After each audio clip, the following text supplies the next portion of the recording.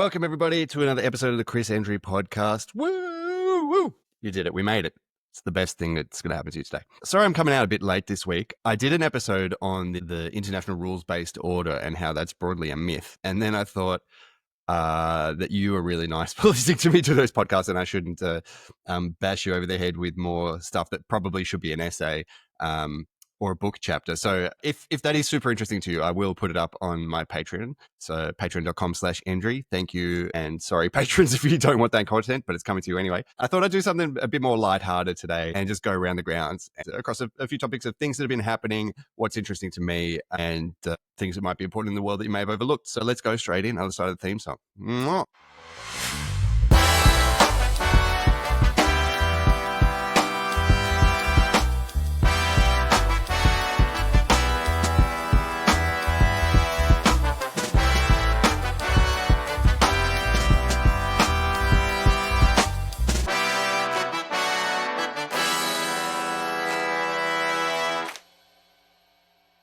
All right, getting straight into it. Canberra has recently been named the most livable city in the world or number one city for quality of life, or it's one of those ones, by something called the Oxford Economics Unit. I'm not sure if it's actually attached to the university or just one of those things where they put something in the town so it sounds fancy, like Cambridge Analytica.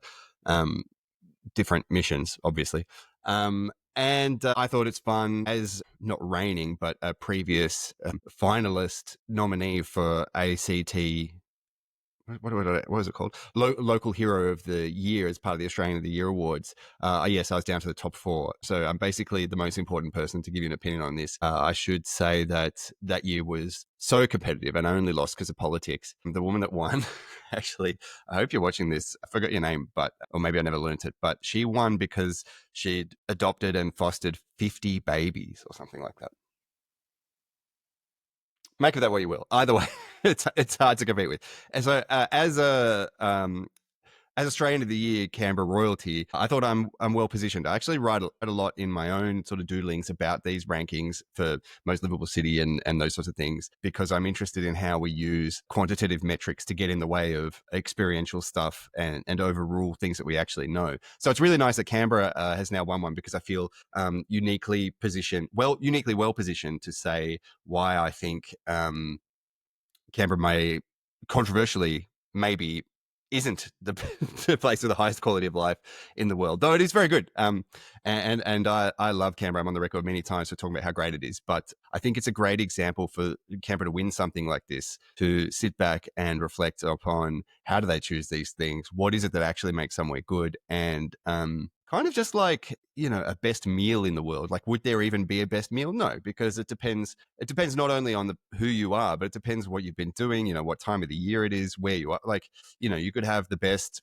pizza in the world, but if you're eating it after you just ate 2 bowls of the best beef vindaloo in the world, then maybe it's actually not that good at all, and you'd rather just have a lie down. And in the same way, Canberra, we can measure it for things like it's got a really high average income. It's got good access to nature. It's very safe. What else is great about Canberra? I like the architecture, but that's controversial. And again, like, the architecture in Canberra is great, but would you stand it up next to Venice? Probably not. I would, but I'm weird.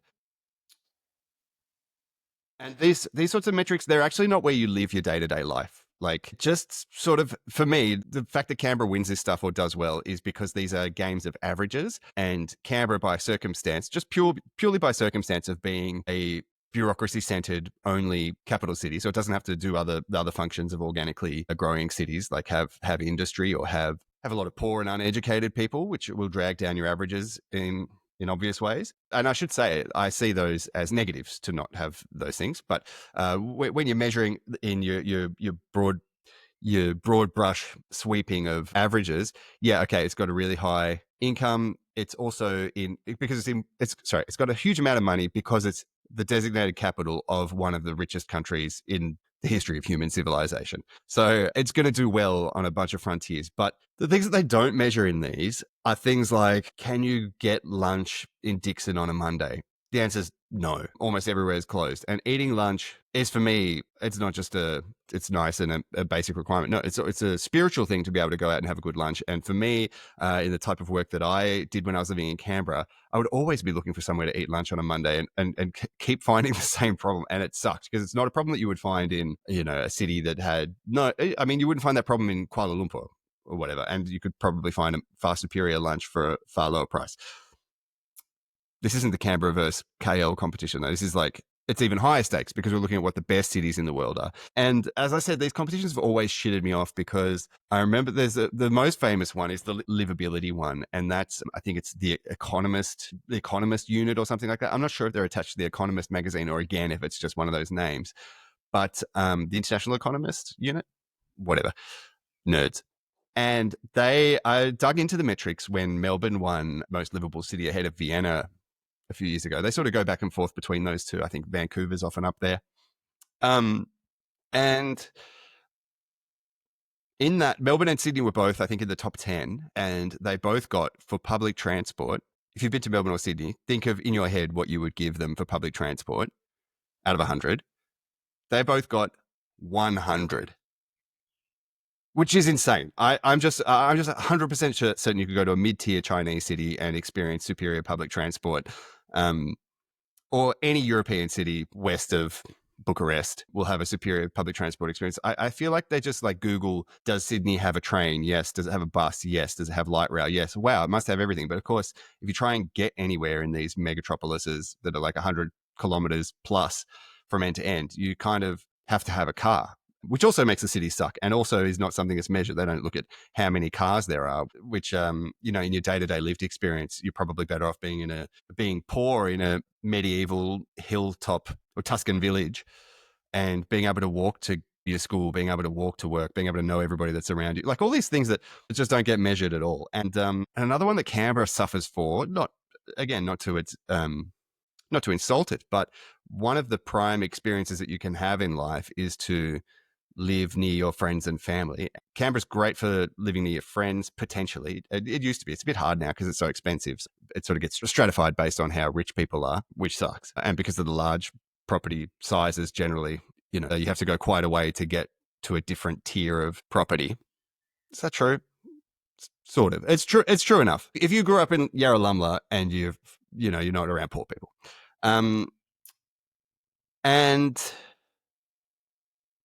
and family, living near your family is something that's great. And because most people move to Canberra from somewhere else and most people who grow up in Canberra leave, I think it's a painful part of the standard Canberra experience to not have everybody that you would like in your life day to day. Even though it is still superior, I think, to Sydney, Melbourne, because you could live in Fitzroy or Marrickville and it probably takes you 30 minutes to drive 2 suburbs over. So it's you don't really share the city with the people you share it with. It's still not the same as living in any number of cities you could think of in the world that include everybody at the same time. Even like mid-sized American cities that may not be great, it still may not be great for a lot of things. They would still have the possibility for everybody to live there regardless of their income. In fact, that was one really striking thing for me in Oakland. You could walk 500 meters and literally you're going from, sort of San Andreas boarded up houses, getting shot at things like nightly gunshots, to white picket fence, someone's painting in the garden and there's an open house. Like it's surreal, the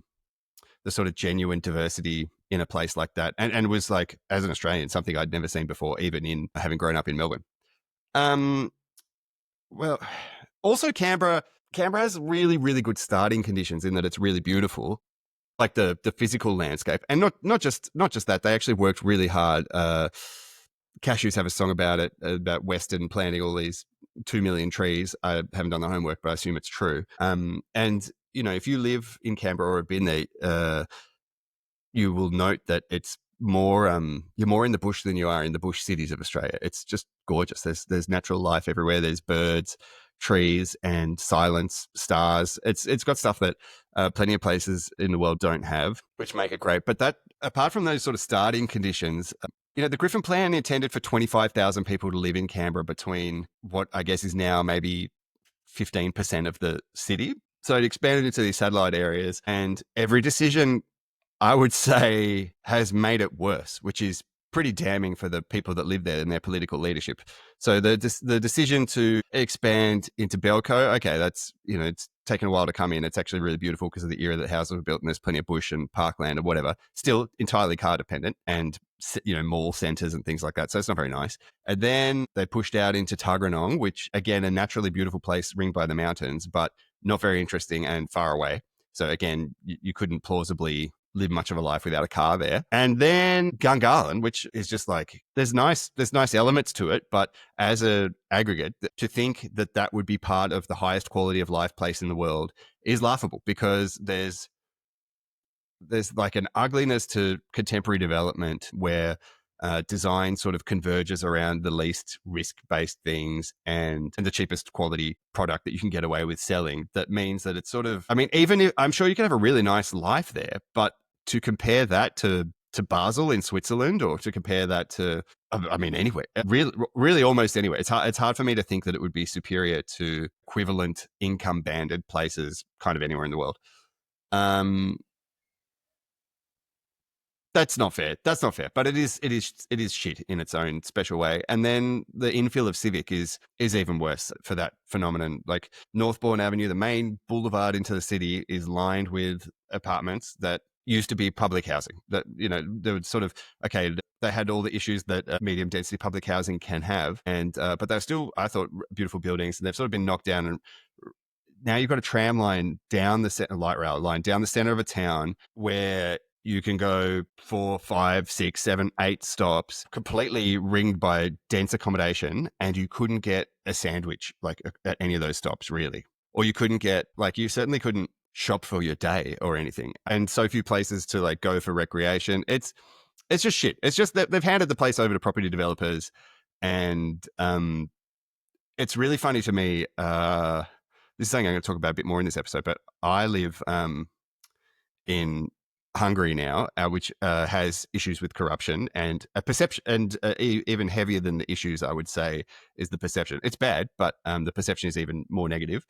And so people talk to me about it all the time. And for some reason, in places like Australia, when exactly equivalent things happen or worse things happen, they're not seen as corruption. They're just seen as like failures of the regular course of business. There's so many instances of in Canberra of developers uh, getting cheap land from the government that was public housing, knocking down the housing, building something new with the commitment that they have, say, 15, 20% of the new stuff be cheap or low income housing or public housing. And then they make it zero. And then there's zero consequences other than the fact that they make a shitload of money. And then, I don't know, do cocaine in the increasingly ugly businesses that represent life there. Yeah.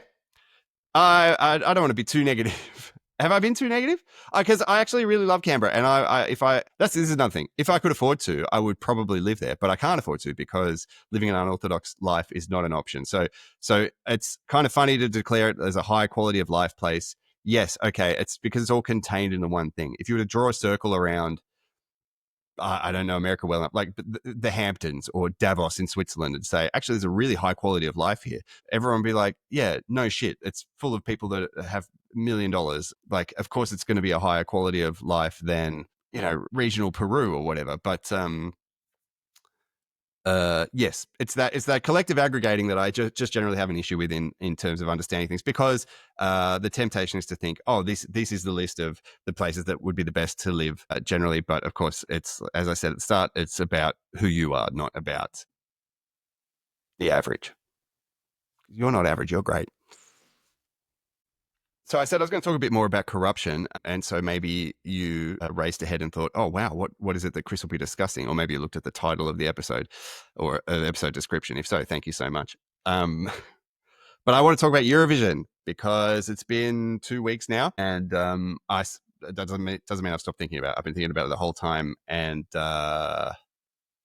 it's great. It's the social drama. It's a meeting place for a couple 100 million people to watch it, and lots of talking points. You know, it's not political, but of course everything is political.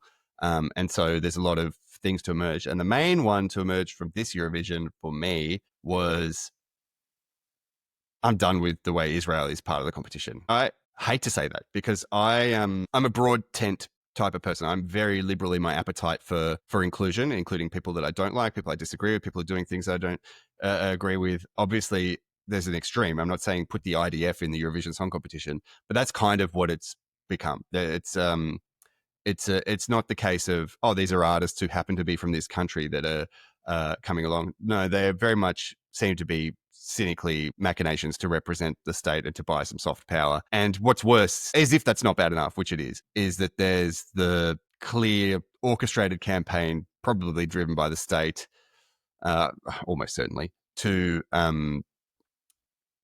put the thumb on the scale very hard and rig the competition in terms of a favorable result for Israel. If you don't know, they won the popular vote with a song that I can't even remember. And I listened to them all a bunch. It was, yeah, there's so many things I could say about it, but it's the standout thing from this year's Eurovision, which is a shame because it tarnishes everybody else's efforts, etc., etc. Yeah, they will have to do something about it going forward because there are just so many instances of concern from the participating countries, not just for the obvious reason of okay, they're waging a war on the civilians of Gaza and other places, and have occupied part of Syria and are attacking Lebanon, etc., etc. So I'm trying to separate my geostrategic analysis from a song competition, which is, I mean, crazy that's a hard thing to do. But yes, it's some of the broadcasters are so concerned about their nations giving the most votes to Israel. They think it's so discordant with what they expect from their cultural experience there that they're asking for the data on it. And so, I mean, Spain's even threatened to withdraw. I think the Netherlands have as well, if they're already pissed off because of Yoast. Yeah, so that's something that they're going to have to change and hopefully do a good job of. It's hard to see given that they're sort of poor form in managing social conflicts like this to date. Yeah, hopefully they can sort it out. And we can get back to talking about the things that are more fun and exciting, like the songs that were in it. Gojo didn't qualify, our Australian guy, a milkshake man, which was surprising. I was really surprised. I thought he was bringing something distinct and energetic and would have been at home amongst the finalists there. It wasn't my favorite song because I felt like it could have done with another element. And Gojo himself seems like a total sweetie, and it's kind of there, but it's such a hyper sexualized performance and concept that it doesn't really give enough windows for the vulnerability of what I imagine would be Gojo at his best. Just my opinion. This is all just my opinion. But I thought he did absolutely a good enough job to get through, and was a shame that he didn't. And sad for Australia, because I think the last couple of years we've diverged from just having sort of classic pop stars, even even though they've been great. Damien in particular, I think, has been our best entry. But we're sending Voyager and Electric Fields and now Gojo, sort of stretching the fabric to be a bit more in the risk domain. And I hope that this failure the last couple of years to qualify doesn't change that, because I don't think going more conservative and being back to pop stars with ballads means that we'll get a better result or better represent ourselves on the world stage. The ones that I loved, my favorite one, I think, is Albania. I loved it. Go away and watch it. I can't share it in this podcast because I'll get nuked by the algorithm or whatever. But Albania was so good. Just a great example of something that's artistically ambitious, distinct in its style and aesthetic, and well executed by a very talented performer. Two talented performers, but one does most of the singing, and she was just amazing. And dancing. And it was cool. It was really cool. A coherent idea, begin to end. Yeah, I like it the more and more that I consume it. I love France as well. The woman singing about her mother. I didn't care for it at first because I don't speak French, so I didn't really get the meaning. But she's in the hourglass, the sand's coming down. She's having this relationship to her her mother that she lost a decade ago, and was initially, she was quite off the rails about it, and I guess felt broken and lost. And now she's a mother herself, and the last word of the song is her daughter singing the word "mama," and it's great. Yeah, 100 points from me. It didn't do that well. It did really well in the judiciary voting, I think, and not well in the public voting. And Albania was the opposite. They did pretty ordinarily in the judiciary voting and great in the public voting. But the winner, the Austrian one, I haven't even talked about it yet. It was fine. I just don't care about it, so I don't really have much to say. It was too much for me. The thing that I learned from Eurovision year after year is kind of one of those artistic lessons. I'll just give to you for free because you're listening. Is that authenticity is irreplaceable for me, and that doesn't mean you have to be like, here's my truest, most somber, saddest, greatest fears, whatever. Um, Here's my soul bare. No, it doesn't mean that. It just means that like whatever, if you've got a bit of a playful kernel about you, and you keep that kernel at the center and build around it, and don't worry about the gravities of other things like, oh, how's this going to look, or is this good enough for what other people are doing, or is this a Eurovision, like all that sort of stuff. The less you let that gravity in, and the more you feed upon the kernel, or feed the kernel so it grows. Don't worry about the metaphor. The better your thing will be. And I think that's like, you can see that, Tommy Cash, he can't even really sing. And he did a really silly performance that, if on paper you were to tell someone that you were going to do it, they would say, don't do it. I mean, if you haven't watched it, he's an Estonian guy, and he sings in English, kind of being a mocking version of an Italian singing about coffee, and, with the hand gestures as part of the dances and stuff. And it's really cool. I initially didn't like it because I have a natural aversion to smartasses because I am one. So it takes me a while to warm to them. But no, he did a really great job. He came third. He would have won the popular vote had Israel not won the popular vote.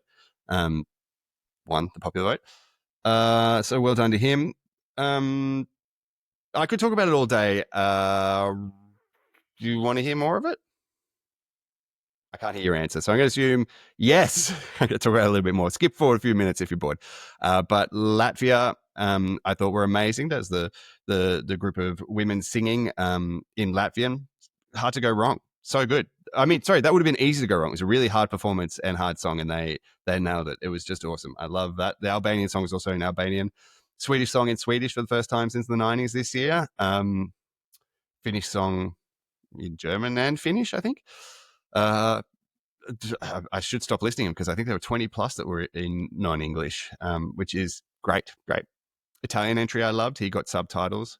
Again, not the type of thing you would think would be a Eurovision song. It's just a sort of genre-wise, middle-of-the-road rock stuff, pop rock. But he's really sweet, and it was obviously reflecting something true of him, and it resonated. I think it came top 5 and deserved to. It was awesome. Yes. So final thought on Eurovision. Oh yeah, I want to talk about the corruption. There's always this conversation about, Cyprus and Greece vote for each other, and San Marino and Italy vote for each other, and Montenegro vote for Serbia, whatever. And it's always funny because it's talked about like an eye rolling corruption, sort of the further east and south you go in Europe. But exactly the same thing happens with all the Scandinavian countries voting for each other every year, and there's no comment at all. And I think there possibly shouldn't be in any direction because, like, if you live in Norway, of course you're going to be, more attracted to and engaged with a song that's in Swedish. One, because you could probably understand the language, but two, it's going to be, it's from the same music or similar music tradition and cultural space and society. So of course it's going to be more resonant than something that's coming from Azerbaijan or whatever. And vice versa. A lot of people have been critical of Georgia, Azerbaijan, and Armenia for not doing well, which I think is totally unfair because they're far away. Like, it would be odd. I mean, it would be surprising if an Azeri pop star was the number one resonant thing for Germans, French, and British people in a year. Just my opinion. I just think like this stuff, it's not, it's easy to say. It's not about who wins. Obviously, it is about doing well, but like, it's just cool to get everyone under the one tent, which brings us to the other issue. And I've actually written a piece about this at my Substack, chrisendry.substack.com. I'm not sure, something like that. I'll link in the description. Where it's, for me, as someone who lives in Hungary, is devastating that Hungary is not in it, especially because I am a Hungarian, so I could enter if Hungary were in it. They might come back, but it's not really clear why they're not in it. Like, they haven't publicly said anything. There's an intimation that it's because it's expensive, which is an issue. There are a lot of countries from Central and Eastern Europe that are no longer involved, and Southern Europe that are no longer involved in the competition because it's expensive to be a participant, especially if you want to be competitive in your act and have pyrotechnics or whatever. Like, that stuff costs a lot of money. But also, it's clearly the case that there are countries that are not involved now because of the inclusivity of Eurovision, particularly for gender and sexuality inclusivity, which stinks. It sucks so bad. It's such a loss. Like, I think that they need to figure out how to have the conversation to bring everybody back into the fold, because, and that doesn't, I don't think that means like coming to compromises on like. Sorry, I know that doesn't mean coming to compromises on inclusivity and representation and all those matters, but they do need to find a way to bring everyone, because the whole point of the competition in the first place was to have a cultural glue to hold together Europe after World War II. And I think just as much as we will be alarmed if Spain, the Netherlands, and Ireland and whoever else pull out because of concerns around Israel's participation and the nature of it, it sucks just as much to silently not have Hungary, Turkey, Slovakia, Romania, whoever else, for reasons of, these places are just culturally less liberal at the moment. Yeah, I don't think having a narrower arena is a win for anybody, and I hope that they can sort it out. Most selfishly, I hope they can sort it out so that I can come in and win Eurovision for Hungary in 2027 with my act, It's Big Gay Trans Time.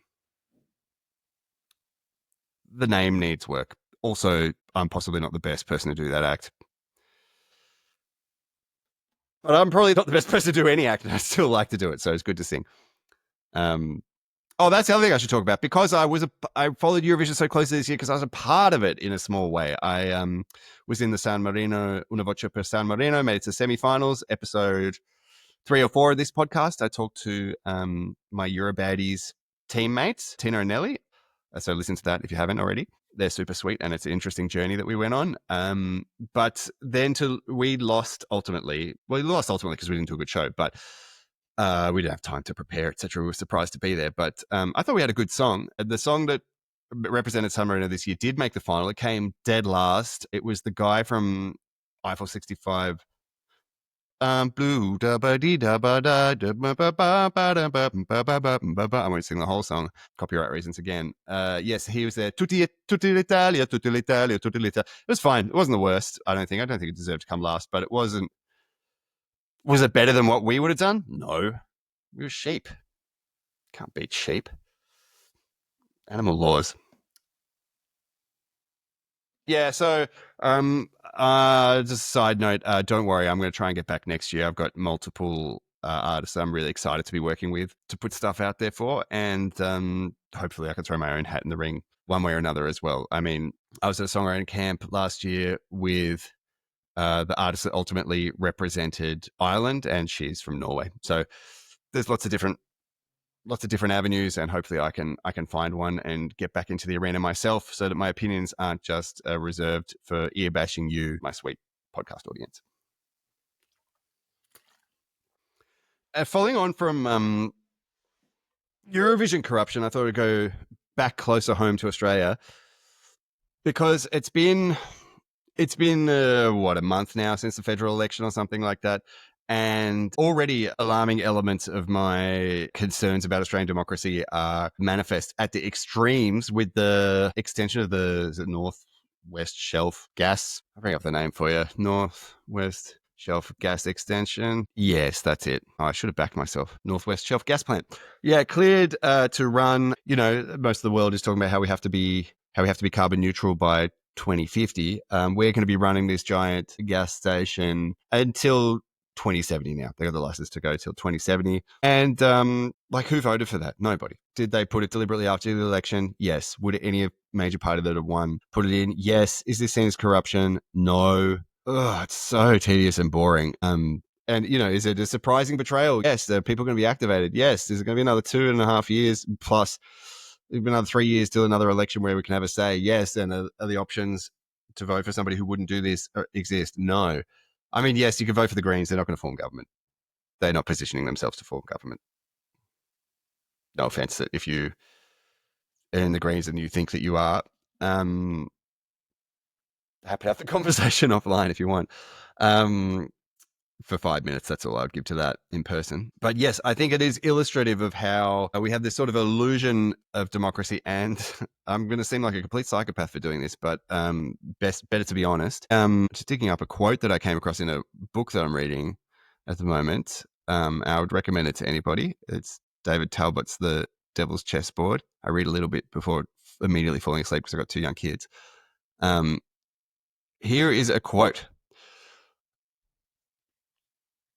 So this is from a man who lived in the USSR and the US. He moved to the USSR and then moved back to the US from America. Under dictatorship, people are enslaved, but they know it. Here, the politicians constantly lie to people and they become immune to these lies because they have the privilege of voting. But voting is rigged. A democracy here is a gigantic profusion of lies and clever brainwashing. Oswald, because it's Lee Harvey Oswald that I'm quoting here. Oswald worried about the FBI's police state surveillance tactics, and he believed that America was turning more militaristic as it increasingly interfered in the internal affairs of other countries. Pretty prescient. I mean, he died without getting to see the escalation into the Vietnam War, so he didn't get the satisfaction of knowing how right he was about the interfering in internal affairs. And of course, that's something that's only continued since. I mean, if you look at a map of US bases around the world, you will probably be shocked unless you already have an understanding of how many there are. Yes, it's just one of those things where I think we are like satisfied that it's like, oh well, this is good enough. Like, we get to vote, and that's what shapes society. But like, it really isn't. And in big issues like this, it kind of isn't good enough. So I don't really. I'm not saying go out and tear up the streets or whatever. I don't think that's useful either. But I think that just proliferating the truth that on big matters like this, there's kind of no way to have your will represented. I mean, okay, fair enough. There's probably a significant portion of Australians that do want that gas shelf extended, but the money doesn't even go to, like, the money goes to the shareholders who are a strong majority. I think last time they ordered mining extraction companies, the majority of the percentage of shareholders is like 92% non-Australian or something like that. And then, I mean, Dave Pocock's talking about it in the Senate, but he's doing that because he's an independent. Who else is doing it? I mean, the Greens again, but yeah, it's a bleak picture. I think. Sorry to be depressing. I only bring it up because I think it's really important to talk about these things in the terms in which they actually exist, rather than the terms that they're presented to us. Because the idea might be, oh, we had an election, we voted, the government went away and had a mandate and made this big decision to undo everybody's good work at home, recycling and planting gardens or whatever for the next century. Yeah, it's not great. Another one that's not great that I wanted to talk about, which is not so much following the election, but so the Labor Party brought to Australia the referendum on the voice. They brought it knowing that they didn't have bipartisan support, which they worked unsuccessfully beforehand to get, but still decided to go ahead, knowing that they would that knowing that significantly reduces the chance of it passing because you're campaigning against half of Australia to do it.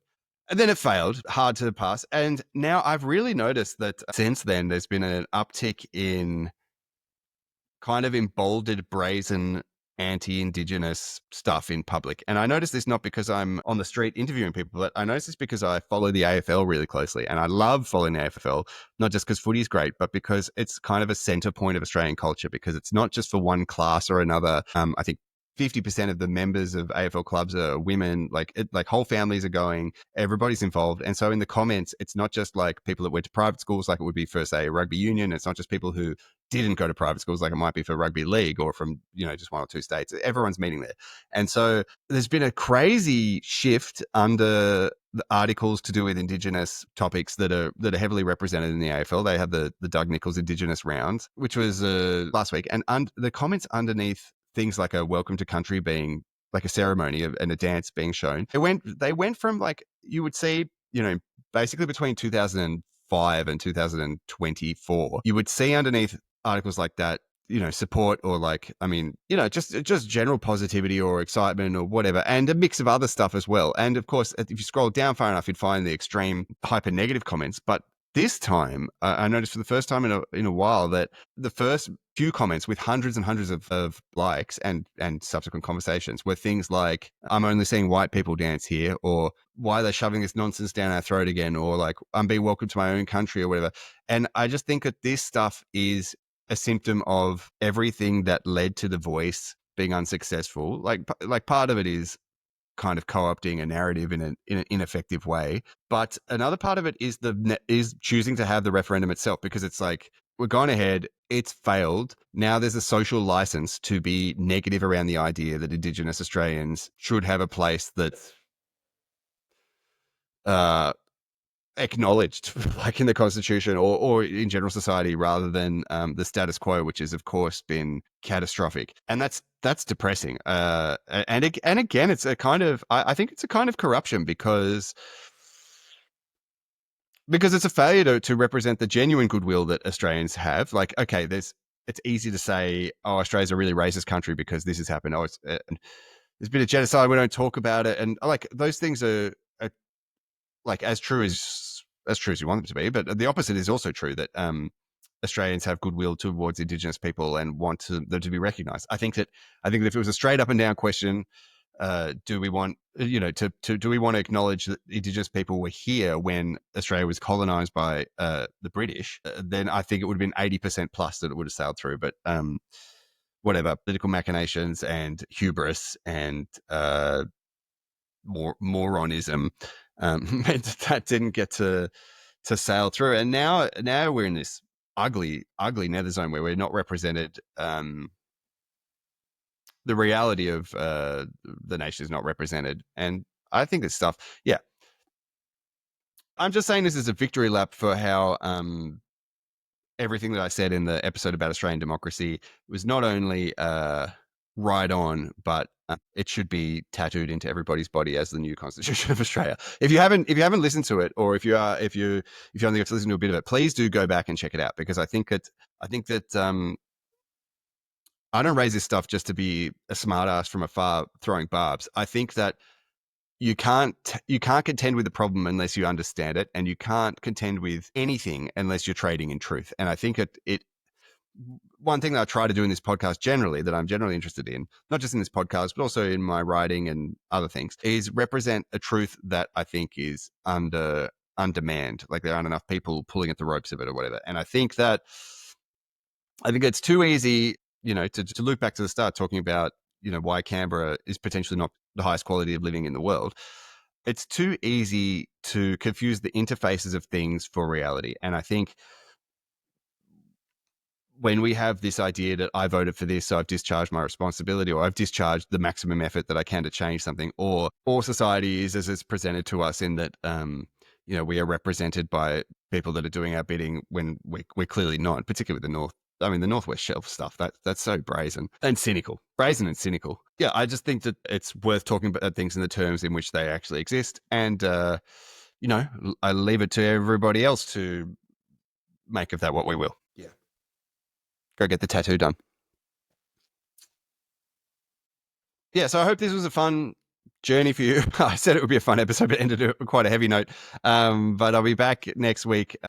Tell me what you want to see in these podcasts, because I love doing them, and I obviously have a lot of opinions, but also, I want to make sure that they're of genuine value to those of you who already listen as we grow. It has been growing great, and many people have been joining the Patreon. I really appreciate you. Thank you so much. And yeah, hopefully we keep finding new corners to dig at and threads to pull at, because there's an interesting world out there, and I love to take the time to think about it and to play with it. I think in the coming weeks, I'm going to talk a bit more about some Hungarian stuff, because that's really fun for me. I have a lot of reflections living here. More cultural stuff. I hope you liked the second episode with Jamie recently, where we were talking about the crisis in science. I love doing that one, and I honestly would have loved another probably 2.5 hours to talk to him about it. This isn't the Joe Rogan experience, but hopefully down the line I can get a clean crack at getting to the absolute bottom of a topic like that, or with a personality like that, because I think it's cool. And there's so much to talk about. I mean, I was listening back to the science one when I was editing it, and I thought, oh my goodness, I thought this and this at the time, but there wasn't the space to explore it. There's so many interesting questions. We're in an interesting time. The other obvious ones are people are now starting to act on AI replacement of white collar jobs. And we could sort of see, as we approach it a bit more, see a bit more of the writing on the wall for how robotics may change our lives. And, the concentration, the Pareto distribution of, hope I got that right. Zipf's law distribution? I'm not a mathematician. Your distribution, your concentration of winners at the top, that's about to become, the extremity of that is going to become a lot more extreme, because the general wealth is also going to rise a lot. potentially, if we get it right, we could also all be dead within within weeks. I mean, we're at the door of nuclear powers trading blows. So yes, something else also that I'm happy to talk about here. Too happy, really. But the thing that makes me happiest is just knowing that you're out there having a good time. And so a lot of love to you all in your life. And yeah, till next week. Coming up on screen, patrons. Thank you so much.